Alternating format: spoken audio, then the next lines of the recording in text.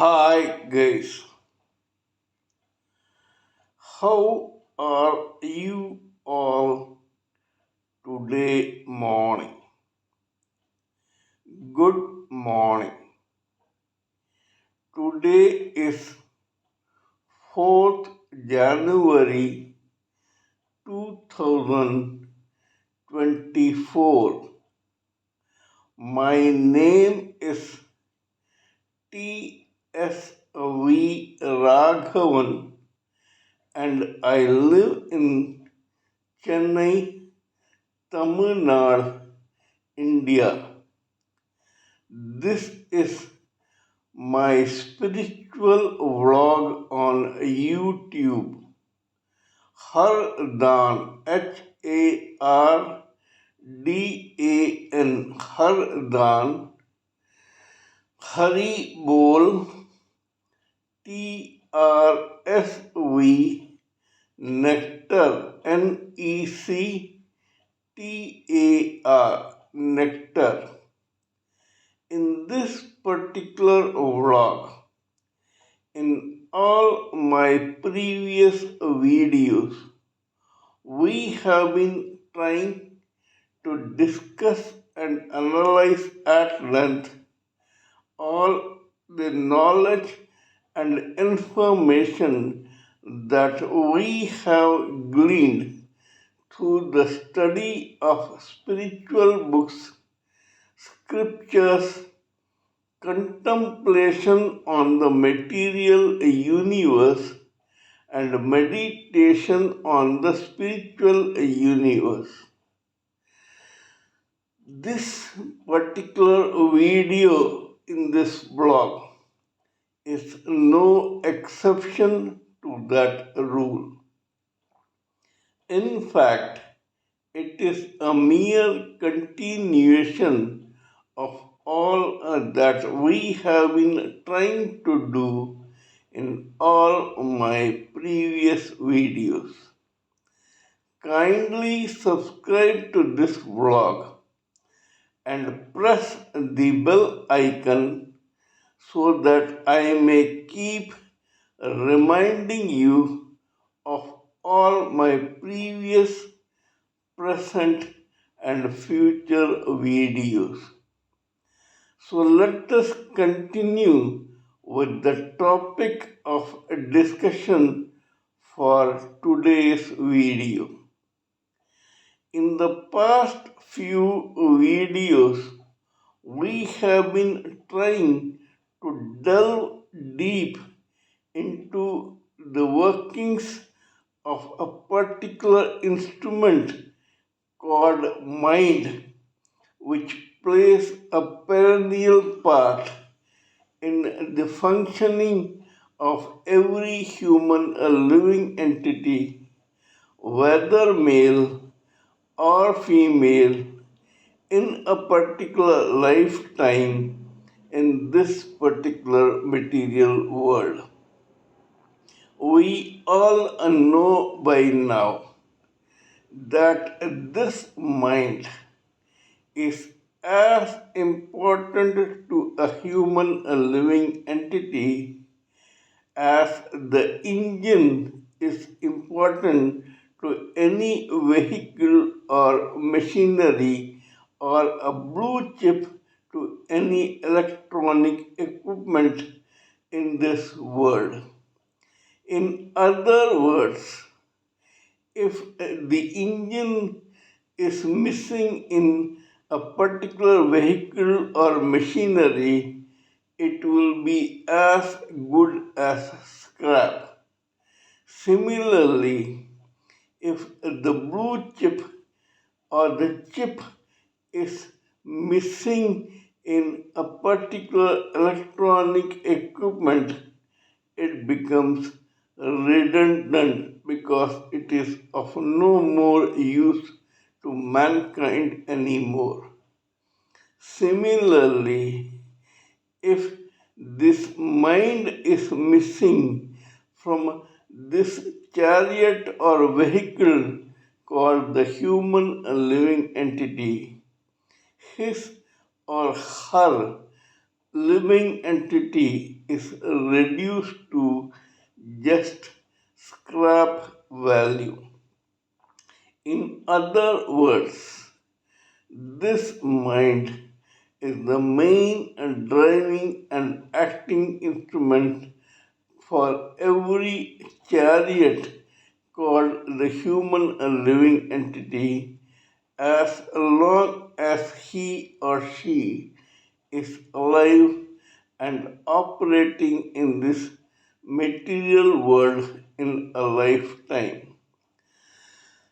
The moment this mind stops working, this particular living entity, whether male or female, drops his or her gross body to the ground, and the three layers of subtle body, namely that of causal intelligence and logic, astral body of mind, feelings, and emotions, and the etheric body of senses, being five in number, that is, sight, hearing, smell, taste, and touch, vanish into the ether in the space. Thus, that particular living entity in the shape of a chariot stops living in that particular lifetime. Here, I would hasten to add that the astral mind is very different from the mind that we are discussing in our topics in these videos. Just because the astral mind is in between two different paths, that word mind is also used in this particular subject. The first pair above the astral mind is that of the individual, raw, unevolved spirit soul and the causal body of intelligence and logic. On the other hand, the lower pair, which is below this astral mind of feelings and emotions, consists of the etheric body of senses and the gross body made up of five elements, namely air, fire, water, and earth. The three subtle bodies that wrap this spirit soul are made up of the first element in the space of this material world called the ether. It is thus quite subtle and invisible to the naked eyes of the gross body of that particular living entity. However, air, the first element in the gross body, emanates or proceeds from the same type of ether. The second element, fire, comes out of the same element called air. The third element, water, comes out of the same element called fire. And the fourth element, earth, comes out of the same element called water. In other words, air, fire, water, and earth are different types of the same element called ether in the space. Ether is the first element in the material world that wraps around the individual spirit soul. We must understand this to understand our own topic of discussion called mind in easy ways or in detail. In my past video made yesterday, we were talking about one particular case history whose main protagonist was a gangster called Dawood Ibrahim Kaskar, who, though hailed and was born and brought up in India, relocated to initially the Middle East and later on to Karachi in Pakistan. We know by now about the initial workings, activities, actions, reactions, etc. of the same living entity. This case history revolves only around him. The other characters who play a part in this case history also belong to his own ilk. This ilk is that of living entities who belong to the 20% category of this society. They worship the dark, negative forces which are present in this material world and have been present in it for times immemorial. Thus, the individual mind of every living entity belonging to this category behaves in a particular manner which actually intrigues us and gives us a fairly good idea of why that mind works in that particular fashion.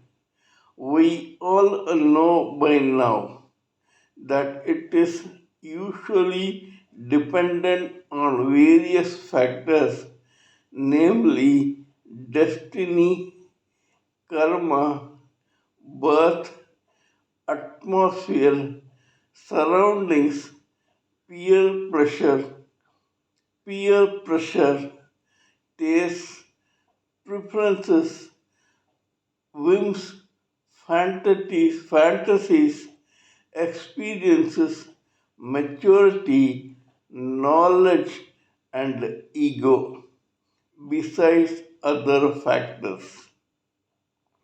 We know by now that this Dawood Ibrahim Kaskar had to take control of the Rakshak gang of his and his brother Sabir, the elder one, who was killed by the rival Pathan gangs in the early 80s of the 20th century. Though Dawood also belongs to this negative category, yet he and his brother differed amply in their outlooks of about this life, while his elder brother was all brawn, muscle, anger, brawling, and revenge. Daud had a very cool, calculated, commercial mind which used to take up every problem in a particular logical fashion. That shows that while the vibrations from the astral mind of feelings and emotions plus the vibrations from the etheric body of senses of Sabir ruled his own psyche as an individual living entity. The vibrations chosen by Daud to be used for his own actions and reactions depended on his own causal body of intelligence and logic, and to some extent the other two being astral body of mind and etheric body of senses. In other words, in his case, his own mind gave top priority to the causal body of intelligence and logic. That is precisely the reason why Daud offered to the business community in Mumbai to become a link and a front for them to be connected to the Mumbai underbelly and the police force and the political world of Maharashtra and Mumbai, besides that of the Union Government of India. Thus, Daud was the main link immediate link between the not so scrupulous businessmen from this commercial capital of Mumbai, Maharashtra, India, and the underbelly or underworld of Mumbai, which they wanted to use as a muscle without dirtying their own hands while dealing with their own arrivals in their own business. This cut two ways. It benefited those businessmen and their network, but it also benefited Dawood and his ilk.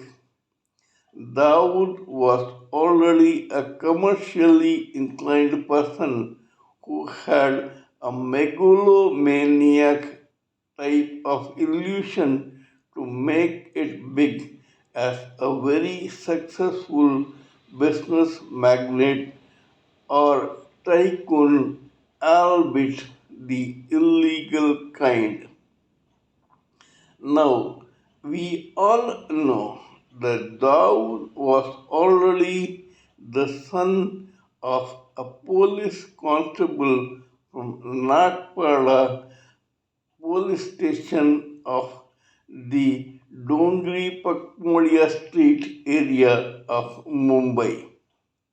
Thus, he had a clout in the police force also. Besides this, some higher ups in the police force decided to use the same Daud uh, as a front to fight with the existing powers in the underworld, namely Don Karim Alala, Don Haji Mirza Mastan, and Don Vardharaja Mudalya. Here I would hasten to add that while Karim Lala was of the Pathan community of Muslims from Afghanistan, Haji Mirza Mustan was a Muslim from Tamil Nadu and Vardharaja Mudalya was a Hindu from Tamil Nadu. Maharashtra wanted a dawn of their own. Daud Ibrahim hailed from the Ratnagiri district of Maharashtra, and hence the police force in Mumbai tried to favor him against their fight with the other three heavyweights of the Mumbai underworld. In this, help came in handy from the not so scrupulous businessmen who were already thriving in this commercial capital. This shows how the mind of those who think about the underworld and the criminal activities in a particular state work, because here they too are forced to gravitate towards the negative dark forces. Similarly, when the police and the businessmen jointly decided to have Dawood as their link, the politicians did not want to be left behind. Some unscrupulous local politicians joined the bandwagon, which now began using Dawood as a horse in their chariot. The gang war between Dawood and the Pathans was now heating up. Karim Lala was a don, but he was averse to all sorts of violence. But the other youngsters from the Pathan gang, namely Samad Khan, who was his own nephew, plus Nawab Jada Jangres Khan and Amir Zada Al Alamzeb Pathan, along with other Pathans of the ilk, were itching to have a fight with Dawood Ibrahim. That time they were still not aware of the fact that these three powerful forces, namely the Bombay police force, the unscrupulous businessmen and their network, and some unscrupulous local politicians had joined in the fight of between Dawood and the Pathan gang. Dawood decided to make best use of this particular circumstance. These people thought that they were using Dawood, while the whole thing actually cut both sides. Instead of their using Dawood, Dawood decided to use them. In my previous video, I told you about how another Don called Vardharaja Mudalyar gave a ruling that his own people must not interfere in the gang war between other criminal gangs to retain his loyalty, friendship, and patronage. However, Vardharaja Mudalyar, or Vardha Bhai as he was called, had one protege called Rajan Nair. Rajan Nair had another protege called Rajan Nikhalde. Because both were Rajan, hence Rajan Nair was termed as Bada Rajan or Big Rajan, and Rajan Nikhalje was termed as Chota Rajan or Rajan Nikhalje. These two were as close as two peas in a pod. However, this Rajan Nair was also very friendly with another gangster called Abdul Kunju, who also hailed from the same state of Kerala to which Rajan Nair or Bada Rajan belonged. However, due to one girl, their arose a tiff between Rajan Nair and Abdul Kunju. While Rajan Nair was sentenced to an imprisonment for stealing and selling a typewriter to get some gift for the same girl, Abdul Kunju, who Rajan Nair left this girlfriend with for her protection, fell in love with the same girl, and when Rajan Nair came out of prison, he realized that Abdul Kunju had not only usurped this girlfriend but had also married him.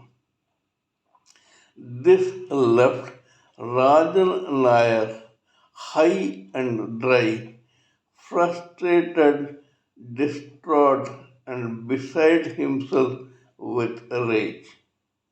Rajan Nair was already a mentor for Chota Rajan or Rajan Nikhalji. Rajan Nikhalji was very friendly with Abdul Kunju, the other friend of Rajan Nair, just because Rajan Nair was friendly with Abdul Kunju. But when some animosity of the deadly level developed between Rajan Nair and Abdul Kunju, the same Chota Rajan or Rajan Nikhalji turned against Abdul Kunju. Meanwhile, the fight or the turf war between the Pathan gangs and Daud Ibrahim was rife. Both knew each other's members of each other's gangs so well that they could recognize them a mile away or they could spot them a mile away.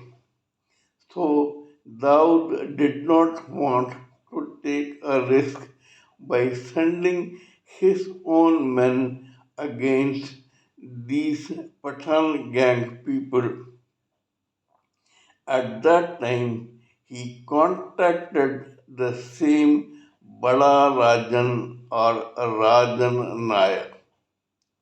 Rajan Nair had his own gang of very tough hired killers, goons, brawlers, and violent guys. One of them was known as David Pardesi. When Daud Ibrahim approached this Bada Rajan for help, he agreed to take a hit against the Pathan gangs on Dawood's behalf. By that time, Chota Rajan was only an acquaintance who probably introduced Daud Ibrahim to Bada Rajan. He was still a very small fry in the underworld of that period in the mid 1980s. However, when Daud approached the same Rajan Nair, he sent his own hitman called David Pardesi to take care of one of the awesome gangsters of the Pathan gang called Nawab Zada Jangres Khan. Nawab Zada Jangres Khan was so awesome and powerful that even the police force of Nagpada was wary of his strength, violence, anger, murderous rage, and other gangster type activities. They actually avoided this man. We shall continue with this story in my next video. This is all I wish to talk about in this particular video. Kindly let me know about what you think of my talk on this subject. Please give me your own experience, opinion, thoughts, ideas, and views so that I may blend everything together for the sake of this society. Before concluding, let me remind you that I am also a published author with Amazon Kindle and paperback. I write on spiritualism, fiction, and assorted subjects. Spiritualism happens to be my favorite subject.